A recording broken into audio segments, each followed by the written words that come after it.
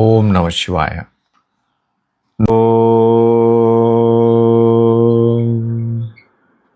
നമ ശിവായ. നർമ്മദേഹർ.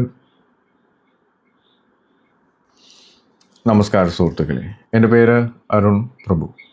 നിങ്ങൾക്കെല്ലാവർക്കും എൻ്റെ ഈ ചാനലിലേക്ക് സുസ്വാഗതം. ഇന്ന് ഞാൻ ഈ എപ്പിസോഡിലൂടെ നിങ്ങളുമായിട്ട് ഷെയർ ചെയ്യാൻ ആഗ്രഹിക്കുന്ന വിഷയമാണ് 2025 മാർച്ച് 28 മുതൽ 2028 മാർച്ച് 28 വരെ ഭവിഷ്യപുരാണം ഭവിഷ്യമല്ലികയിൽ പറഞ്ഞിരിക്കുന്ന കാര്യം എന്തെന്ന് വെച്ചാൽ, 2 മാസം മുമ്പ് ഞാനൊരു വീഡിയോ ഇട്ടായിരുന്നു. ഇതിനുള്ളിൽ എന്തൊക്കെ നടക്കും, അതായത് വളരെ സൂക്ഷ്മതയോടെ മനസ്സിലാക്കേണ്ട കാര്യങ്ങളാണ്. നമുക്കറിയാം, ശിവയുഗം തുടങ്ങിക്കഴിഞ്ഞു. സംഹാരമൂർത്തിയായിട്ടുള്ള നടരാജ ഭാവത്തിൽ ശ്രീ നരസിംഹമൂർത്തി അവതാരം പുനരവതരിക്കുമെന്നുള്ളത് നമുക്കെല്ലാവർക്കും അറിയാവുന്നതാണ്. അറിയാൻ പാടില്ലാത്തവർക്ക് ഞാൻ ഓർമ്മപ്പെടുത്തുന്നു. നരസിംഹമൂർത്തി എന്തോ ആണ് ഭാവമെന്നുള്ളതും നിങ്ങൾക്കെല്ലാവർക്കും അറിയാം. അപ്പോൾ ഈ ഒരു കാലയളവിൽ, അതായത് 2028 ടു 2025 ടു 2028, ഇതിനിടയിൽ ഫിൽട്രേഷനാണ് നടക്കുന്നത്. അതായത് ഇതിനുള്ളിൽ യുദ്ധം, മാരാരോഗങ്ങൾ, പ്രകൃതി ദുരന്തങ്ങൾ, പലതരത്തിലുള്ള വർഗീയമായിട്ടുള്ള ലഹളകൾ, ഇവയൊക്കെ പൊന്തി വരുവാൻ സാധ്യതയുണ്ട്. സാധ്യതയല്ല, അത് ആണ്. യുദ്ധത്തിന് വേണ്ടി ആയുധ കച്ചവടത്തിൻ്റെ മറവിൽ യുദ്ധങ്ങൾ, മതങ്ങൾ വലുതാക്കുവാൻ പിടിപ്പെടുന്ന ഓരോ ലഹളകൾ, ശത്രുക്കളെ നശിപ്പിക്കുവാൻ ജൈവ ആയുധങ്ങൾ, അതായത് മാരാരോഗങ്ങൾ, ഇവയൊക്കെ താണ്ഡവമാടുമ്പോൾ പ്രകൃതിയുടെ ഭാഗത്തുനിന്ന് ഉരുൾപൊട്ടൽ, ഉൽക്കകൾ, കാലവ്യത്യാസ വ്യതിയാനങ്ങളിലുണ്ടാവുന്ന അപകടമായിട്ടുള്ള മറ്റു പ്രശ്നങ്ങൾ, ഇവയൊക്കെ ഈ 2025 മുതൽ 2028 വരെയുള്ള കാലയളവിൽ സംഭവിക്കും എന്നുള്ളതും നാം അറിയുക. നമുക്കറിയാം, 4,30,000 എന്നുള്ള കണക്കാണ് കലിയുഗത്തിൻ്റെ. പക്ഷേ അത് മനുഷ്യ ബ്രഹ്മ കൺസെപ്റ്റ് രീതിയിലാണ് ഭവിഷ്യപുരാണത്തിൽ എഴുതിയിരിക്കുന്നത്. ആക്ച്വലി 4,000 വർഷമെന്ന് പറഞ്ഞാൽ മതി. മനുഷ്യർക്ക്, ബ്രഹ്മാവിന് ഒരു രാത്രി എന്ന് പറഞ്ഞാൽ മനുഷ്യൻ്റെ ഒരു വർഷമാണ്. അങ്ങനെ കാൽക്കുലേറ്റ് ചെയ്യുമ്പോൾ 4,00,000 എന്ന് ഭവിഷ്യപുരാണത്തിലെ കലിയുഗത്തിലെ വർഷം, ആയുസ് എന്ന് പറഞ്ഞാൽ 4,30,000 പക്ഷേ ആക്ച്വൽ എന്ന് പറഞ്ഞാൽ 4,300 വർഷം. ഇപ്പോൾ ഓൾറെഡി 4,000 വർഷം, അതായത് 4,000 വർഷം കഴിഞ്ഞു. ഇനി 200 വർഷം ബാക്കിയുണ്ട് കലിയുഗം അവസാനിക്കാൻ. ആ 200 വർഷം ജീവിക്കുവാൻ വേണ്ടിയിട്ടാണ് നമ്മൾ മതങ്ങൾ വലുതാക്കുക, രാജ്യം വലുതാക്കുക, ജാതിപ്പോര് ഒക്കെ നടത്തുവാൻ തീരുമാനിച്ചിരിക്കുന്നത്. സത്യമായിട്ട് പറഞ്ഞാൽ വിഡ്ഢിത്തമാണ്. ഇപ്പോൾ വെട്ടാൻ പോകുന്ന പോത്തിനോട് വേദം ഓതിയിട്ട് കാര്യമൊന്നുമില്ല എന്ന് പഴയ ഒരു ചൊല്ലുണ്ട്. അതാണ് നടക്കുന്നത്. പക്ഷെ സനാതന ധർമ്മം ഭഗവാൻ പറഞ്ഞിരിക്കുന്ന യഥാ യഥാ ഹി ധർമ്മസ്യ ഗ്ലാനിർഭവതി ഭാരത എന്നുള്ളതാണ്. അതായത് ധർമ്മത്തിനാണ് ഗ്ലാനി വന്നാൽ, മതത്തിന് ഗ്ലാനി വന്നാൽ ഭഗവാൻ വരുമെന്ന് പറഞ്ഞിട്ടില്ല. ധർമ്മത്തിന്, സനാതന ധർമ്മത്തിന് ഗ്ലാനി വന്നാൽ ഭഗവാൻ അവതരിക്കും എന്നുള്ളതാണ്. ധർമ്മം പുനർസ്ഥാപിക്കുവാൻ. അപ്പോൾ ഈ സനാതന ധർമ്മം എന്ന് പറയുന്നത് മതമായിട്ട് കണക്റ്റഡ് ആണോ? അല്ല, പ്രകൃതിയായിട്ട് കണക്റ്റഡ് ആണ്. അതായത് നമ്മുടെ അനുഷ്ഠാനങ്ങൾക്ക്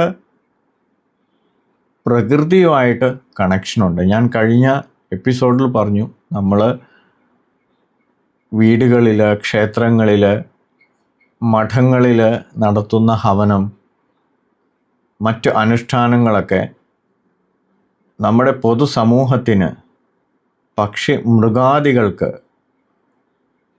പ്രയോജനപ്പെടുന്ന രീതിയിലാണ്. അതിൽ ബാലൻസിങ് തെറ്റിക്കഴിഞ്ഞാൽ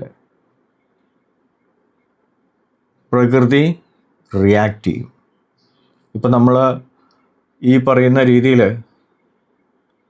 ഇന്ത്യയെ പാകിസ്ഥാൻ ആക്രമിക്കാൻ തുടങ്ങി. അവിടെ എന്താ ഉണ്ടായത്? ഭൂമി കുലുക്കം. അതായത് ഈ ഭാരതത്തിന് ഒരു പ്രത്യേക എനർജി സിദ്ധന്മാർ കൽപ്പിച്ചിട്ടുണ്ട്. അതാണ് 108 ശക്തിപീഠങ്ങൾ എന്ന് പറയുന്നത്. അത് ഈ ഭാരതത്തിൻ്റെ ചില കോണുകളിൽ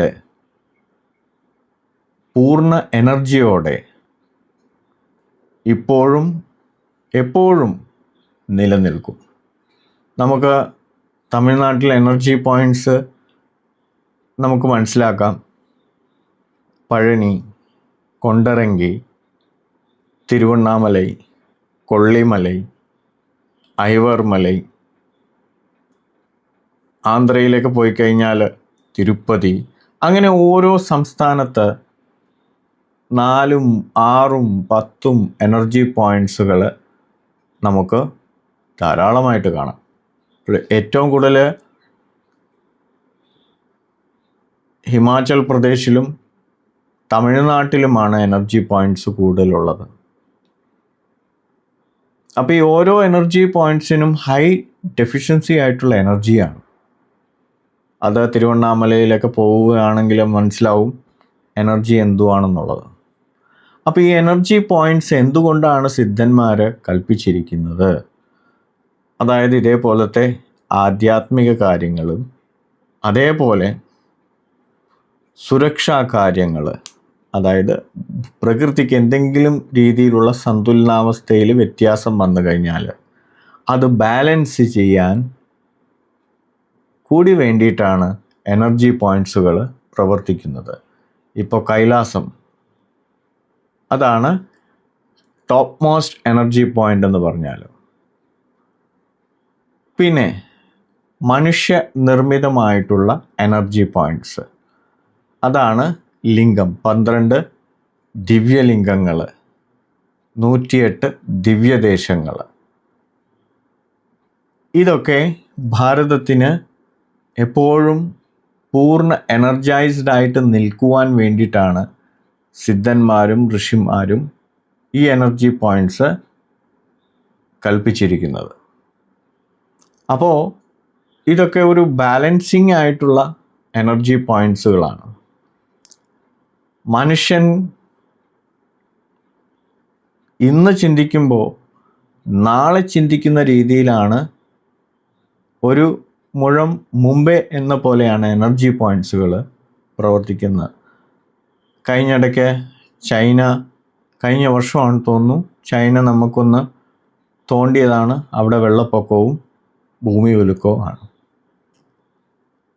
അതാണ് ഭാരതത്തെ എപ്പോഴും ലോകം ഇത്രമേൽ അസൂയയോടെ നോക്കാൻ കാരണം. ഇവിടെ ഒന്നും പ്രകൃതിക്ക്, അതായത് സനാതന ധർമ്മത്തിന് വിരുദ്ധമായിട്ട് ഒന്നും നടക്കത്തില്ല. ഇപ്പോൾ ചില മതങ്ങൾ വിചാരിക്കും ആ മതത്തിൻ്റെ ഫുൾ ഭാരതത്തിൻ്റെ കോൺസെപ്റ്റ് അവരുടെ പിടിയിലാകും എന്നുള്ളത്. പക്ഷേ അത് വെറും ഒരു സ്വപ്നം മാത്രമാണ്, ഒരു ദിവാസ്വപ്നം മാത്രമാണ്. കാരണം ഇത് അനുഷ്ഠാനങ്ങളുടെ ഭൂമിയാണ്. അഥവാ അങ്ങനെ ഒരു സാഹചര്യം തീരുമാനിച്ചാൽ അത് വേരോടെ നീക്കം ചെയ്യാൻ ഈ പ്രകൃതിയിൽ പല ഭാവങ്ങളിൽ ഈവൻ മനുഷ്യ ജന്മമായിട്ട് തന്നെ ആ ശക്തി പുനർജനിക്കുമെന്നുള്ളതാണ്. ഭഗവാൻ കൽക്കി ഭാവം വരുന്നതിന് മുമ്പുള്ള കാര്യമാണ് ഞാൻ പറയുന്നത്. പ്രകൃതി തന്നെ അതിനെ നശിപ്പിച്ചു കളയും. ആ സ്വപ്നം ഒരു സ്വപ്നമായി തന്നെ ശേഷിക്കൂ. പ്രകൃതിക്കാവുന്നില്ലെങ്കിൽ മാത്രമേ അവതാരത്തിന് വരേണ്ടതായിട്ടുള്ളൂ. ഈ പറയുന്ന എനർജി പോയിൻറ്റ്സ് കറക്റ്റ് സോഴ്സിലാണ് നിൽക്കുന്നതും. അതുകൊണ്ട് ആ സോഴ്സിനെ ഒരു കാരണവശാലും നശിപ്പിക്കുവാൻ സാധിക്കത്തില്ല. കാരണം അത് സെൽഫ് ആക്റ്റീവ്ഡ് എനർജി ബാറ്ററി എന്ന് വേണമെങ്കിൽ പറയാം. അത് സ്വയം ചിന്തിക്കുവാനും പ്രവർത്തിക്കുവാനും ഉള്ള ശേഷിയുള്ളതാണ് ഈ എനർജി പോയിൻറ്റ്സ്. ഇപ്പോൾ എനർജി പോയിൻറ്റ്സിൽ മെഡിറ്റേഷൻ ചെയ്തവർക്കൊക്കെ മനസ്സിലാവും ഞാൻ ഈ പറയുന്നതിൽ അതിൻ്റെ കാര്യം എന്താണെന്നുള്ളത്.